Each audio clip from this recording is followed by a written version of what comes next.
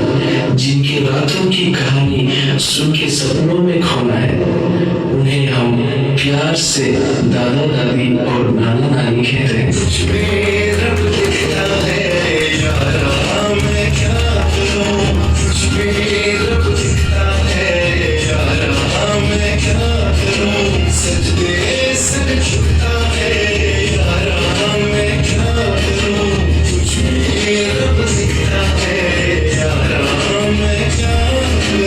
ये कहानी दो ऐसे शख्स की है जिन्हें हम माँ और पिता कहते हैं। जब एक रोटी की 4 टुकड़े हो और खाने वाले 5, तब मुझे भूख नहीं है ऐसे कहने वाली सिर्फ माँ होती है।